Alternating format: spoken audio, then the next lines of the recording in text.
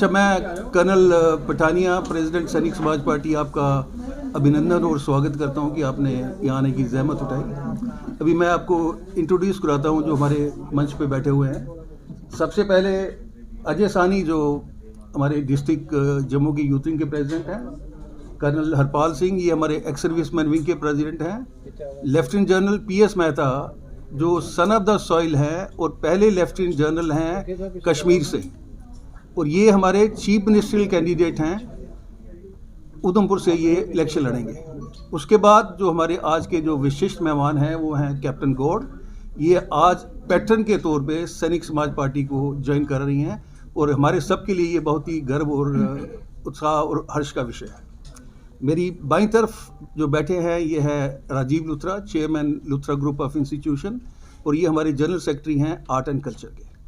अभी मैं आपको ब्रीफ में बताऊंगा कि जहाँ तक सैनिक समाज पार्टी का सवाल है, ये एक नेशनल पार्टी है जो 2011 में इलेक्शन कमीशन में रजिस्टर्ड हुई थी। पिछली बार हम सिर्फ म्यूनसिपल कमेटी का इलेक्शन लड़ पाए। इससे हम प्लान कर रहे हैं कि हम म्यूनसिपैलिटी के इलेक्शन लड़ेंगे, असेंबली के इलेक्शन लड़ेंगे और पार्लियामेंट के इलेक्शन लड़ेंगे। एक नई पार्टी को उभरने के लिए मीडिया के सहयोग की पूरी ज़रूरत है। तो मैं आप सबसे ये दरख्वास्त करूँगा कि आप हमें सपोर्ट कीजिए और आप हमें इनकरेज कीजिए ताकि हम अपने इस मिशन में आगे बढ़ सकें। और हमारा जो मिशन है वो सिर्फ यही है कि हम एक पॉलिटिकल प्लेटफॉर्म के जरिए जम्मू कश्मीर यूटी और उनके लोगों की सेवा करना चाहता हूँ। ये हमारा मिशन लेके चल रहे हैं। इसके लिए हम आपसे अप्रोच करेंगे और जैसे जैसे हम अगर म्यूनसिपैलिटी इलेक्शन के अगर कैंडिडेट हमें मिल जाते हैं तो उनका कैंडिडेचर हम अभी अनाउंस कर देंगे ताकि उनको एडिक्वेट टाइम मिल सके आगे जाने के लिए। अभी मैं रिक्वेस्ट करूँगा जनरल मेहता से कुछ शब्द कहें और आपके साथ रूबरू हूँ। Mehta sir please. 3 भागों में बात करूंगा। समराइज करूंगा कि पिछले 75 साल में जम्मू कश्मीर स्टेट में क्या हुआ। पिछले 32 साल में जब से इंसर्जेंसी स्टार्ट हुई थी तो हमारी स्टेट में क्या कार्रवाइयाँ हुई हैं, और 2019 के 5 अगस्त के बाद जब एब्रोगेशन ऑफ आर्टिकल 370 और आर्टिकल 35 अल्फा हुआ है तो क्या डेवलपमेंट रही हैं और हमारी पार्टी का विजन क्या है और हमारी पार्टी करने क्या जा रही है। तो पिछले 75 साल शुरू होते हैं failure of Jammu Mahasabha and Maharaja Hari Singh to join the union of India in 1947, Jinnah's determination and dream to capture and take Kashmir from India along with the support of Britishers and Pakistan Army in disguise, while Nehru's blunder to bisect the country, Batwara, into 2 parts and formation of Pakistan occupied Jammu and Kashmir region. Pakistan's never-ending desire to take to Kashmir. Kashmir became the oxygen of Pakistan's army. We fought 3 wars, 1965, 71 and of Vijay. बहुत कुर्बानियाँ दी हमारे लोगों ने इन 3 लड़ाइयों में, और पाकिस्तान अभी भी पीछे हटा नहीं। और 1989 में उसने इंसर्जेंसी का आगाज़ किया अपने जम्मू कश्मीर स्टेट के अंदर। Discriminatory politics, exploitation of Jammu and Ladakh, Kashmir centric politics by Kashmir party leaders carried on for last 75 years, और इसमें सफ़र किया जम्मू और लद्दाख के लोगों ने। अब पिछले 32 साल में जब से इंसर्जेंसी स्टेट में लागू हुई, गन कल्चर आया, क्या हुआ? देयर वॉज नो पॉलिटिकल और military vision described. There was no clear cut decision given to the security forces to eradicate militancy in the valley. कोई वक्त नुमा टाइम लिमिट नहीं दिया गया कि मिलिटेंसी को ख़त्म किया जाए। The root cause of militancy was not addressed. Ethnic cleansing of Kashmiri Pandits took place. It was not stopped. It was allowed. And rehabilitation of Kashmiri Pandits has not taken place till date. जितने भी department थे जम्मू और Kashmir state में अंदर, उन्होंने militancy को industry बना लिया और करप्शन आसमान छू गई। वैली के अंदर अपीजमेंट दिल्ली गवर्नमेंट की चलती रही जब तक जम्मू और लद्दाख को साइड में रख दिया। जम्मू और लद्दाख की डिमांड्स को दिल्ली ने बिल्कुल नज़रअंदाज कर दिया। कश्मीर पॉलिटिक्स मिलिटेंसी को कैलिब्रेट करने लगी और उसको एक्सप्लॉइट किया। डेमोग्राफिक जिहाद अनलीश किया गया और जम्मू प्रोविंस को मुस्लिम वोटर से घेरा गया, ये आप सब लोग जानते हैं। इसी दौरान ब्यूरोक्रेटिक फेलियर हुआ और ब्यूरोक्रेसी करप्शन भी हदें पार कर चुकी।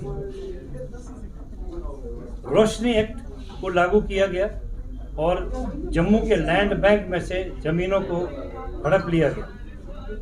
पिछले 3 साल में 5 अगस्त के बाद 2019 जो पॉलिटिकल मास्टर स्ट्रोक दिल्ली की गवर्नमेंट ने एब्रोगेशन ऑफ आर्टिकल 370 और 35 अल्फा के जारी होने से किया, उसको अनफॉर्चुनेटली पॉलिटिकली और मिलिटरीली या सोशियो पॉलिटिकली फॉलो नहीं किया गया और वो जो झटका कश्मीर को लगा था उसको टाइम मिल गया कि अपने जख्मों को नरम पट्टी करे और वो शांत हो गया।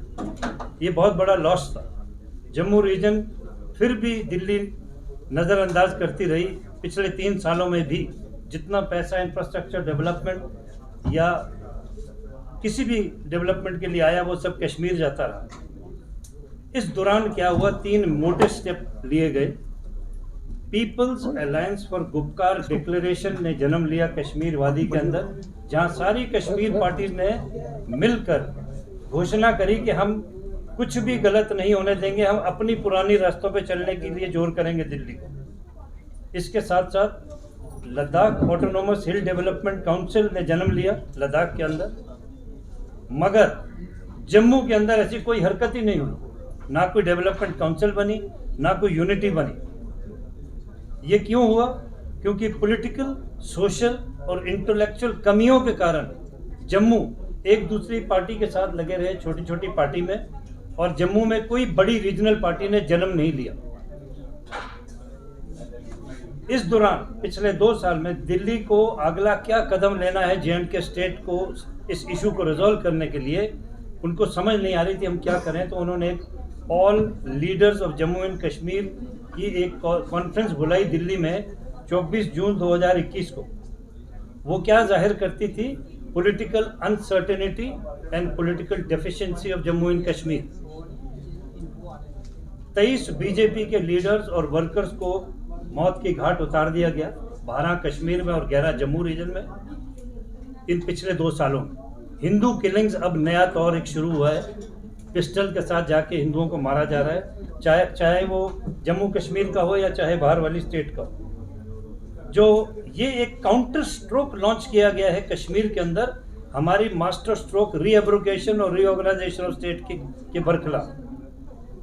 जो एडवाइजर चुने गए गवर्नर या लेफ्टिनेंट गवर्नर के, वो एक गलत तरीके से चुने गए। उन्होंने भी सिस्टम को एक्सप्लॉइट किया। वो सब कश्मीर को ही आगे कर रहे थे और जम्मू और लद्दाख की तरफ उन्होंने नजरअंदाजी करी। एक्स चीफ मिनिस्टर्स, मैं नाम नहीं लूंगा, आप सब जानते हैं, एंटी नेशनल स्टेटमेंट्स बनाते रहे हैं हाल में 1-2 महीने पहले ही, और दिल्ली ने उनकी तरफ कोई एक्शन नहीं जारी किया। जम्मू प्रोविंस इस दौरान वहीं का वहीं पड़ा रहा। जम्मू के अंदर 2 आवाजें उठी कि हमारा जो स्टेट अलग बनाया जाए या यूनियन टेरिटरी जम्मू अलग की जाए। मेरी समझ में ये कार्रवाई सोच समझ के नहीं बताएगी। बहुत जल्दी में जम्मू ये स्टेप ले रहा था। जो डोगरा की स्ट्रेंथ है, जो ताकत है जम्मू रीजन की, उसको प्रायोरिटी पे आगे नहीं किया। रिएक्शन ऑफ दिल्ली, ये जितनी पुकारें और मांग दिल्ली जम्मू की रही, दिल्ली ने इसकी तरफ फिर नहीं देखा।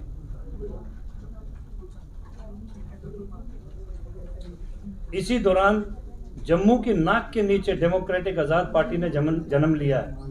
क्या ये जम्मू के लोगों के लिए सही है? वो क्या करेगी आगे जम्मू के लिए, कि फिर कश्मीर सेंट्रिक पॉलिटिक्स ही लागू करेगी? अब मैं आता हूँ अपनी पार्टी पे, सैनिक समाज पार्टी। सैनिक समाज पार्टी एक नेशनलिस्ट पार्टी है, बहुत स्टेट्स के अंदर हमारी होल्ड है। आज दिल्ली के जंतर मंतर के अंदर 1000 एक्स सर्विसमैन और लोग मिलकर OROP और के लिए और पेंशन की पुकार कर रहे हैं दिल्ली में। हम उनको सपोर्ट अपनी तरफ से पूरी देते हैं और मैं दिल्ली जा रहा हूँ, मैं उनके साथ मिलूंगा और इस आवाज़ को आगे बढ़ाएंगे। हमारे पार्टी ने जम्मू कश्मीर में ये आवाज़ें बहुत उठाई हैं जो हमारी लोगों की ज़रूरत है। हमारी पार्टी का दम क्या है? हमारे पास इंटेलेक्ट है, नेशनल स्पिरिट है, एक डिसिप्लिन्ड कार्डर है और क्लियर कट विजन है। पार्टी लोगों के लिए काम करेगी और socio political stability of union territory of Jammu Kashmir union territory की पुकार करेगी और उसको स्टेबल लाने में मदद करेगी। हमारी पार्टी क्या करने जा रही, हमारा एम क्या है, विजन क्या है। पहला, रिहेबिलिटेशन ऑफ कश्मीरी पंडित्स को वापस लाना, जम्मू एंड कश्मीर स्टेट में बसाना।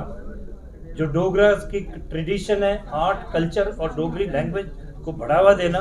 24/7 दूरदर्शन चैनल को लागू करना ताकि लोगों को अवेयरनेस बढ़े, लोगों तक आवाज़ पहुंचे इस दूरदर्शन चैनल के माध्यम से। और जो हमारा आर्टिकल 371 है, हम उसको इम्प्लीमेंट करेंगे, जोर देंगे ताकि हमारी लैंड बैंक में रोशनी एक्ट के तहत आगे चोरी ना हो और हमारी जितनी गलत कार्रवाई हो जमीनों को वापस दिया जाए। Job reservation for youth of Jammu and Kashmir including 35% women, औरतों के लिए जॉब रिजर्वेशन होगी वार्ड से लेके असेंबली इलेक्शन तक। इंफ्रास्ट्रक्चर डेवलपमेंट और टूरिज्म जम्मू प्रोविंस के अंदर लागू करना, ये बहुत अहम कदम रहेगा। Development of education and health sector, corruption free and transparent governance and administration, और सबसे इम्पोर्टेंट फैक्ट जो डीलिमिटेशन कमीशन की रिकमेंडेशंस हैं, हम उसको इम्प्लीमेंट करवाएंगे और इलेक्शंस की जल्दी मांग करेंगे।